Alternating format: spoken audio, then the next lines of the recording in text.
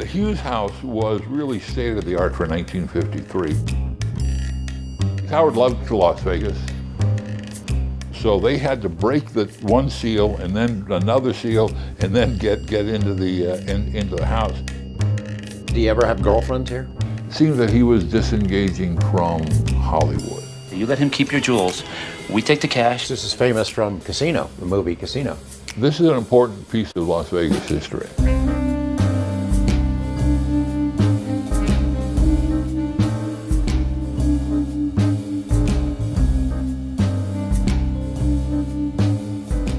I'm Brian Loftus. And I'm Denise Valdez. You know, Howard Hughes loved Las Vegas, and you really can't tell the history of the city without putting that eccentric billionaire right in the middle of it. You also can't tell the story of KLAS without Howard Hughes right in the middle of it. He once owned this station, and it is a story of movie stars, atomic bombs, top-line technology, and a missing will worth billions. All right, so where we're standing is actually in the parking lot of our television station, and behind us is what we call the Hughes house. Sometimes we call it the Little Green House. And actually, Howard Hughes lived here back in the 50s before he became a recluse. Interesting fact, it was only one of 3 houses he ever lived in. Right away. I'll call you right back. Right back. You got it.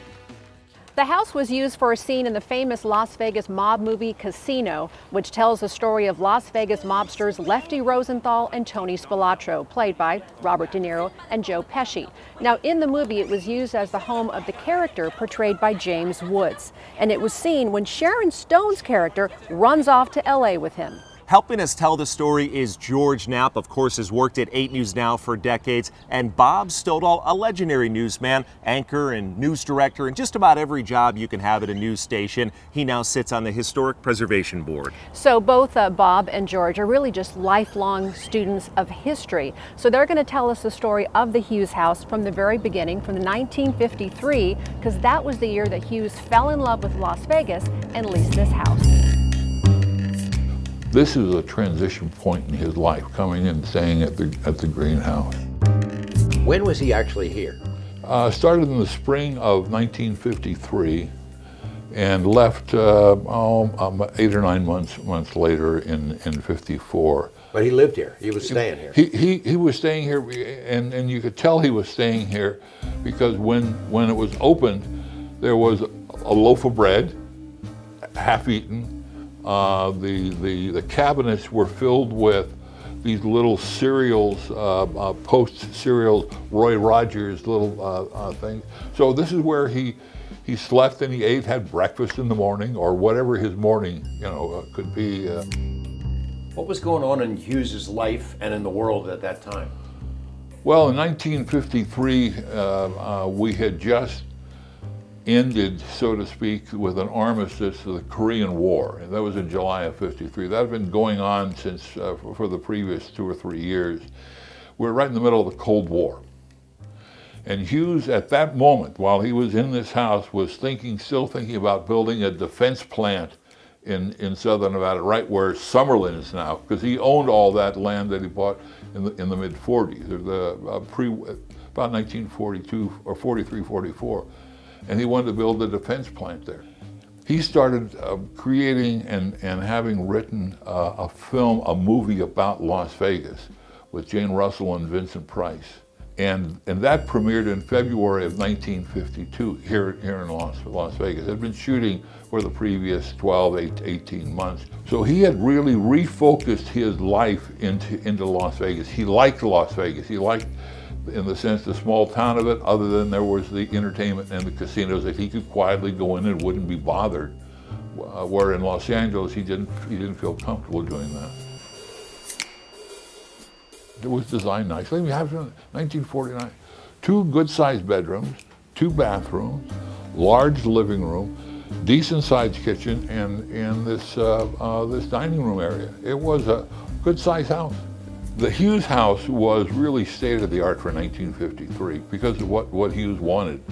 The entire facility, all the doors, before you could get inside the house, you had to open an outside door, go into the sealed chambers, shut the door, and then you would be allowed into the into this area. He wanted no dust. He wanted the air controlled completely.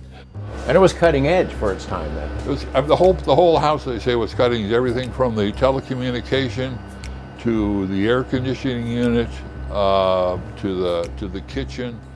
Of course, he was a very wealthy man at that time, and he had the Hughes Tool Company, so he could tell, I want this done, and they would come up and do it, of course. What's in the box of treasures? The items in here are all from Howard Hughes' house when it was opened back in 1976. It's a torn piece out of the Las Vegas Sun, and on it are Acapulco 1016, Mr. White, Mrs. Chambers, just some odd writing from Howard Hughes. This is Howard Hughes' doodles.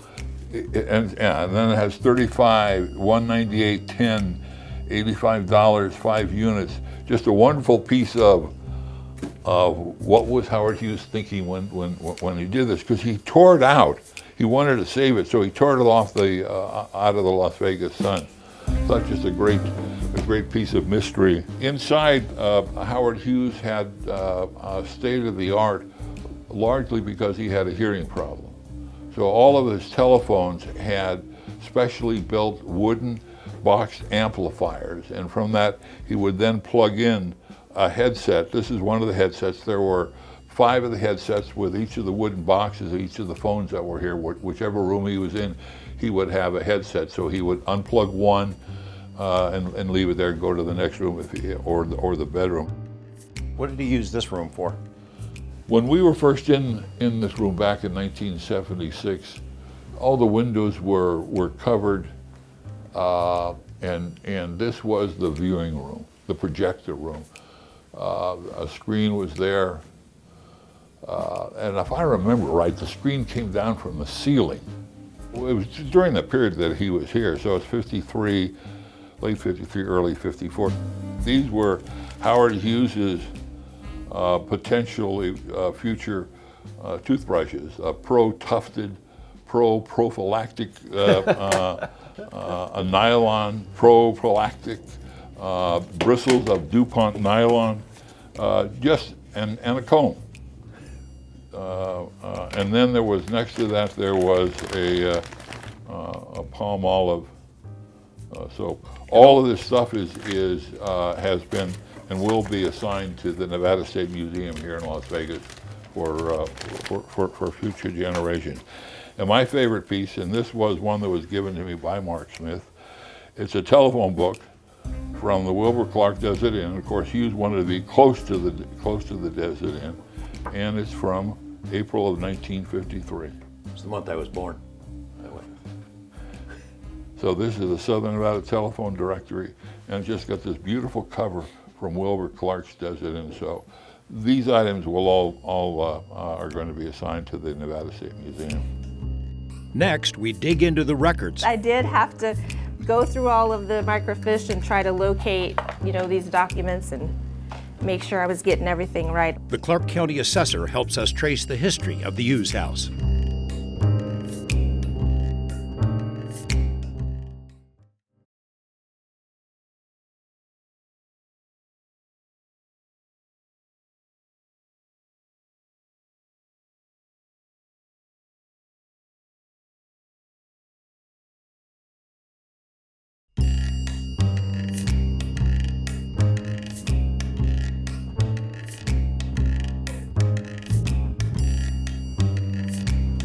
We're exploring the Hughes house, the little green bungalow in our KLAS parking lot, once owned by the eccentric and reclusive billionaire Howard Hughes. But he didn't always own it. To help us sort through the history of the house, we talked to Clark County Assessor Brianna Johnson.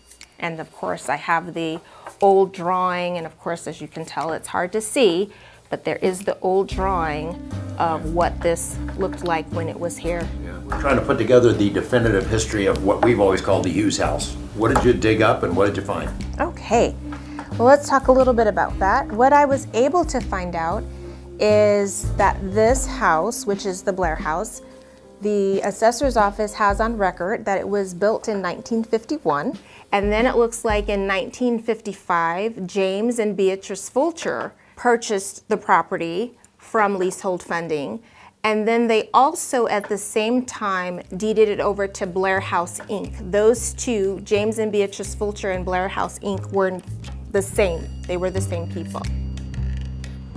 And 1972 rolls around, and then we show that Hughes Tool Company has now purchased the property.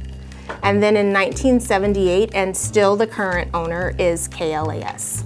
Howard Hughes' name never directly appears on the list of owners. He leased it when he stayed here in 1953 and 54, but it was later bought by the company he owned long after he left the house, the Hughes Tool Company. So Howard Hughes doesn't appear anywhere on there, but I don't ever recognize that company, Leasehold Funding. Just sounds like a front company of real estate.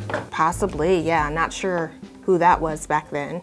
But yeah, the only thing we show is the Hughes Tool Company. Hughes Tool Company later became Summa Corporation after he sold the tool division, and that company is now known as the Howard Hughes Corporation, which built Summerlin. Summa Corporation bought and owned the land and KLAS. Did you have fun looking up all this stuff? I did. I learned a lot, and it is such an honor and a privilege to come in and look around and just see this building still standing and in good condition. Up next, Hughes dies, and the search for his will is on. So his lawyers and the IRS come in, they tear up the walls, they're looking for the will and what other goodies. The battle over the Hughes fortune and what that meant for the Hughes house.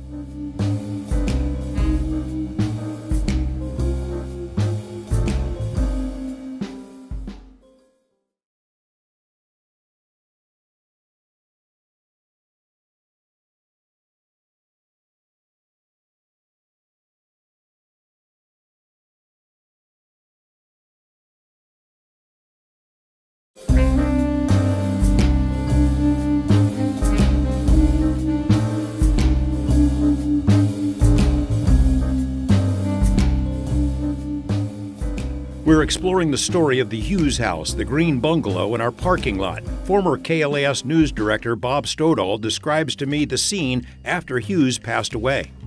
Howard Hughes dies in the 1970s. How quickly do people descend on the Hughes house, looking for stuff? Days, within weeks. The first thing they're looking for, of course, is the will. And the first people that broke the seals, and there were multiple seals on this house. First of all, there are the original seals that had to come in, it was sealed off so the dust and the air wouldn't come in. And then when Hughes left in '54, he instructed his staff to seal it again. So it had this double seal around each of the doors and the windows. So they had to break the one seal and then another seal and then get into the house. And they being, I remember there was a carpenter. They brought a carpenter along because they wanted to find out if there was anything in the walls, hidden in the walls. But it was Hughes's legal staff and the Internal Revenue Service had some agents here.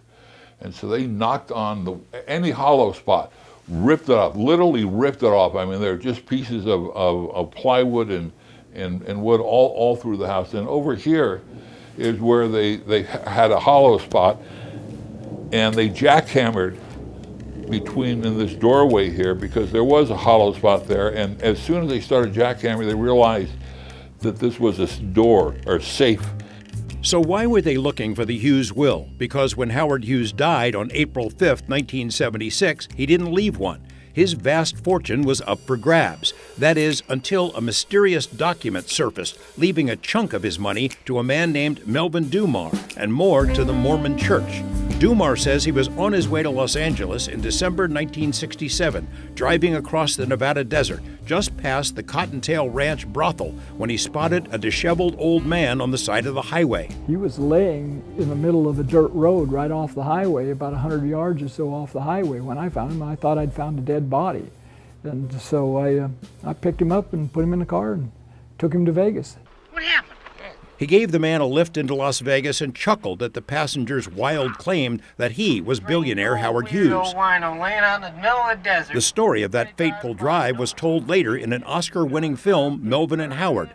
Dumar chatted with the disheveled old derelict, sang him a few original songs, and even gave him some pocket money when dropping him off, as requested, behind a strip hotel. During the drive, Dumar says he told the old guy he had tried but failed to get a job at Hughes Aviation. He told me that he knew something about Hughes Aircraft because he owned it. That's how he said it? Yeah, he said, oh, I'm familiar with that. I think his words, I'm familiar with that because I own it. And I thought, yeah, right. Sure you do.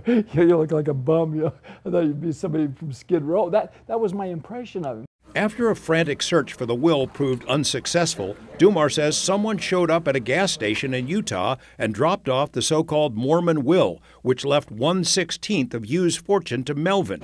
Looking forward to another day? Not really. It set off a vicious legal fight over the Hughes estate and nearly destroyed Dumar's life. For the most part, it was like a nightmare, and I was just totally got paranoid, because of helping him out. I used to get death threats and everything else. A film about that saga won 2 Oscars, but was a legal loser for Melvin Dumar. Nonetheless, the Mormon will proved eerily accurate and also contained goofy flaws. A Las Vegas court ruled it a forgery, with suspicion focused on Melvin Dumar. As it turned out, though, all of the parties listed in the discredited will eventually got some of Hughes' money, with one exception. Except for me. I'm the only one that never seen a penny of it. There have been a few changes since the house was torn up for the will. Landmark, which bought the station and the house after Hughes owned them, restored the home as a rental property for executives and management. It was also a place to hold station events or show off to major clients, and even some prospective employees stayed there. My parents stayed here. Different advertising executives that would come to town would stay here. The bungalows with the house were converted into rental apartments. Those extra bungalows were turned into a parking lot in 1997. But the house where Hughes stayed was left up. This is an important piece of Las Vegas history, and it's going to be more important as time goes by. You look at what's occurring on the Las Vegas Strip now. When Howard Hughes tried to buy the Stardust Hotel, the Justice Department said, no, no, no. You'll have a monopoly. Today, that's completely different. In an effort to preserve the history of the place, it was decorated with historic photos and memorabilia to help tell the story of one of the world's most eccentric men. They showcased all aspects of Hughes' life: billionaire, movie producer, aviation pioneer, playboy, innovative aircraft designer, and pilot. This is just a wonderful blown-up image of Howard Hughes when he was shooting Hell's Angels. This map details the world aviation speed record achieved by Hughes and his crew in 1938, when they circled the globe in 3 days and 19 hours. This picture shows the ticker tape parade in New York City when he returned. This is a memo from Hughes requesting photos of women he had seen in the 1950s magazine I, reportedly to recruit starlets for movies, and also to find women to date. Included was a handwritten note, "No further pursuit necessary," near a woman's name. What is the future of the Hughes house? We explore that next.